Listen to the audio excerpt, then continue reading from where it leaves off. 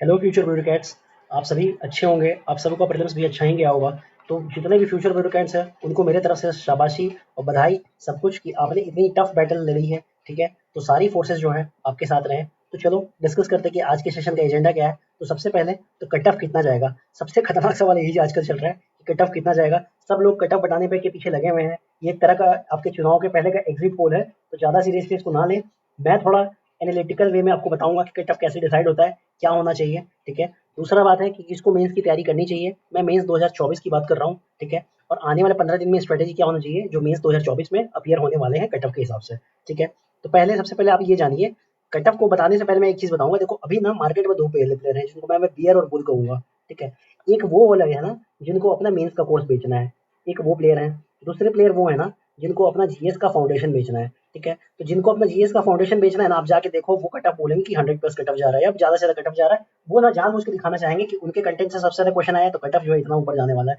ठीक है, दूसरा जिनको मेंस का कट ऑफ इतना, वो जानबूझ के इतना कम कट ऑफ बोल देंगे, उनका बस चले तो वो बोल देंगे कि 65 कट ऑफ जाएगा। ठीक है, और इनका भी प्रिडिक्शन सही नहीं होगा, इनका भी प्रिडिक्शन सही नहीं होगा। मैं आपको दिखाता हूँ आगे। ठीक है, तो आप समझने की कोशिश करना। ठीक है, ताकि आपको आगे दिक्कत ना होगा। अगर मेंटल पीस आपका खराब करने की मेरा वैसा कोई इरादा है नहीं, है ना। आप देख सकते हैं। चलो सबसे पहले आता है कि कट ऑफ कितना जाएगा। तो बाबू इसके लिए ना हम लोग को ये देखना पड़ेगा ना कि आखिर डिफिकल्टी ब्रेकडाउन क्या है, पेपर कैसा आया है। तो नॉमिनल मतलब वो होता है ना जो हमको दिखता है, जैसे नॉमिनल जीडीपी जो असल में दिखता है, और रियल जीडीपी वो होता है जो होता है। तो वही नॉमिनल फैक्टर को देखो, तो नॉमिनल फैक्टर को और मैं देखता हूँ जो बाहर हम लोग बैठ के एसी में देखते हैं। तो इजी क्वेश्चन ना 33 आया है, मॉडरेट लेवल का क्वेश्चन 34 क्वेश्चन आया है, डिफिकल्ट लेवल की जो क्वेश्चन है वो 26 आया है, और रैंडम क्वेश्चन जो है वो 7 आए हैं। ठीक है, लेकिन एसी के बाहर बाहर जब गर्मी में प्रेशर में आप पेपर देखोगे, तो मेरे हिसाब से बाबू जो रियल फैक्टर होता है जिसमें प्रेशर स्केल को मैं एडजस्ट करके बता रहा हूँ, तो 28 क्वेश्चन जो है वही इजी है, 37 क्वेश्चन जो है वो मॉडरेट लेवल के, 28 क्वेश्चन जो है वो डिफिकल्ट है, और 7 क्वेश्चन जो है वो रैंडम है। अब रैंडम वाला तो रैंडम ही रहेगा ना, वो चेंज कैसे हो जाएगा। ठीक है, तो इसी बेसिस पे देखो जो सीरियस कैंडिडेट है, मैं मान के चल रहा हूँ कि 89 से 90 के बीच उन्होंने अटेम्प्ट किया होगा। ठीक है, तो 28 क्वेश्चन में मैं ये मान के चल रहा हूँ कि 3 क्वेश्चन उनका सिली मिस्टेक होगा। 100%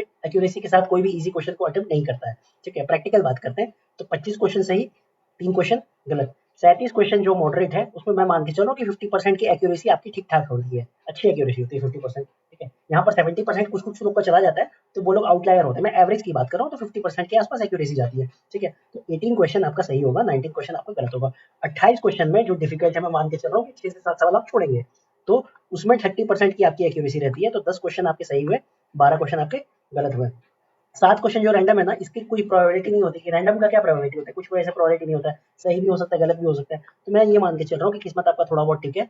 तो 2 क्वेश्चन आपका सही है, 1 क्वेश्चन आपका गलत है। ठीक है, तो 55 क्वेश्चन सही होता है, 35 क्वेश्चन गलत होता है। तो इसका जो रिजल्ट बनता है ना वो करीब-करीब 86 बनता है। अब दूसरा केस लेते हैं जो मतलब वर्स्ट सिनेरियो होता है।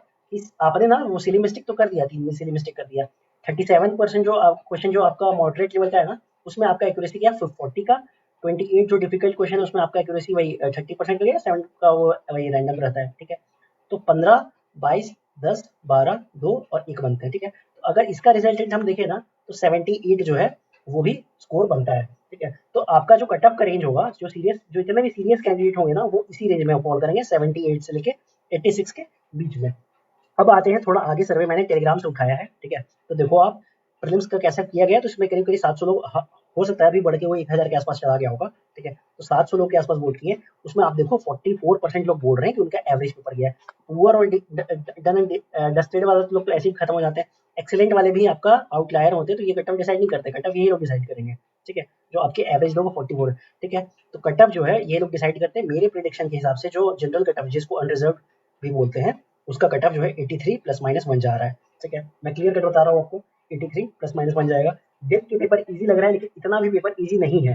ठीक है, फैमिलियर होना और फैमिली होना दो अलग अलग चीज होती है। ठीक है, तब अब बात आती है कि मेंस के लिए कौन तैयार करे। ठीक है, तो मार्केट में आपका जबरदस्ती का आपको फोर्स किया जाएगा कि आप मेंस का कोर्स खरीद लो। ठीक है, तो किसको आखिर जाके खरीदना चाहिए, तो मैं बता रहा हूँ अगर 80 से ऊपर है ना, तो आपको जरूर से जरूर आपको प्रिपेयर करना चाहिए। ठीक है, क्योंकि अल्टीमेटली मान लीजिए कि अगर आप आपका ये लास्ट अटेम्प्ट है, तो मैं आपको कहूंगा कि आप तैयारी ही मत करें, छोड़ दें फिर आप, है ना। लेकिन अगर 80 से परसेंट 80 क्वेश्चन से सॉरी 80 से ऊपर मार्क्स आपका आ रहा है, और अगर आप जो है अगले साल भी आपको अटेम्प्ट लेना है तो आपको निश्चित रूप से प्रिपेयर करना चाहिए। 75 वाले का देखो होने का चांस बहुत कम है, मतलब मान के चलो कि 10 से 15% चांस है कि अगर 75 प्लस हो तो आपका सिलेक्शन होगा, ठीक है। तो आप जो है 2025 की भी तैयारी कर सकते हो, 2024 की मन है तो उसकी भी कर लो, आप कोई दिक्कत नहीं है। लेकिन 70 से कम जिनका है ना, उनको मैं कहूँगा कि अपने बेसिक्स पे आप काम करो। फिलहाल आप मेंस छोड़ दो, जो बेसिक टेक्स्ट है उनको आप पहले तैयार करो, है ना। और उसके बाद 2-3 महीना में ये करो और उसके बाद प्रैक्टिस करो, फिर मेंस की प्रैक्टिस शुरू करो 2-3 महीना बाद। अभी अगर आपका 70 से कम आ रहा है तो चांस आपका एकदम जीरो है, आप सेलेक्ट नहीं हो रहे हो, ठीक है। ये लिख के ले लो, कहीं जाके कहीं भी मेंस का कोर्स खरीद मत लेना। अपना बेसिक्स पे पहले ध्यान दो, फिर मेंस की प्रैक्टिस करना। इसके पीछे का लॉजिक समझो कि 10 जनवरी तक ना तुमको जो 2025 वाले हैं उनकी मैं बात कर रहा हूँ, 2025 में जिनको मेंस देना है, तो 10 जनवरी तक ना आपका ना ऑप्शनल जो है 70% और जीएस मेंस जो है वो 100%। मेंस का जो पार्ट है गवर्नेंस हो गया, डिजास्टर मैनेजमेंट, ये सब आपका कंप्लीट होना चाहिए। मेंस का पार्ट जो 100% होना चाहिए, ठीक है। तो क्योंकि पोस्ट प्रीलिम्स ना आपके पास बचेंगे सिर्फ 90 डेज। इस 30 इसमें क्या होगा, 30 डे या 40 डे वहीं पे लगा दो, तो वो आपका मेंस का कंटेंट प्रिपेयर करने में जाएगा। जैसे कि मेंस का जो 30% जो आपका ये नहीं है ऑप्शनल का, वो 30% आप करोगे, फिर करंट को तैयार करोगे, है ना। तो आपको मान के चलो कि 30 से 40 डे लगेगा और बाकी जो है आपका 50 से 60 दिन जो है फिर आपके हाथ में जो रहेंगे उसमें आपको रिवीजन करना है। क्योंकि एटलीस्ट ना पूरे सिलेबस को 3 से 4 बार अगर रिवाइज करके नहीं जाते हो तो फिर वो कोई मतलब नहीं रहता है, क्योंकि तुम्हारे दिमाग में रहेगा नहीं तो रिप्रोड्यूस क्या कर पाओगे वहाँ पर, है ना। अच्छा, उनका जिनका 80 से ऊपर आ रहा है, आने वाले 15 दिन में उनको कितना करना है, देखो आने वाले 15 दिन में उनको ये करना है क्योंकि अभी आप प्रीलिम्स के मोड में हो, ठीक है। तो अपने ब्रेन को ना आपने एनालिटिकल मोड में शिफ्ट करना है, ठीक है। पहला काम आपने ये करना है, तो कैसे करोगे?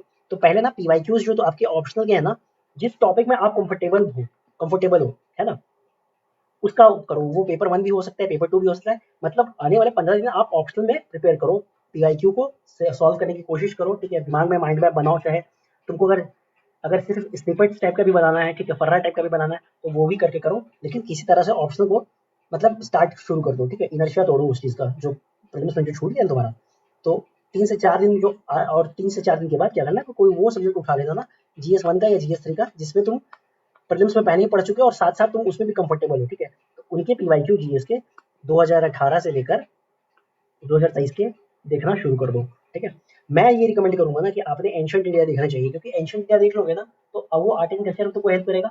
और यूपीएससी का जो जीएस 1 का जो पहला क्वेश्चन होता है ना, वो आर्ट एंड कल्चर से ही होता है जनरली, या फिर एंशिएंट इंडिया से ही होता है, ठीक है। तो आपका इंप्रेशन अच्छा पड़ेगा अगर हिस्ट्री का जो कॉपी चेक कर रहा है वहाँ पर एग्जामिनर जो होगा, ठीक है।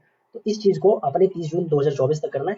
उसके बाद हम लोग बात करेंगे क्या करना है, ठीक है। तो सभी को ऑल द बेस्ट, जो भी 80 से ऊपर है, भगवान करे आपका सिलेक्शन हो। और जिनका नहीं भी हो रहा है, टेंशन वाली बात नहीं है, मान के चलो ऑल इज वेल और फिर से प्रिपरेशन शुरू कर दो, ठीक है। Thank you.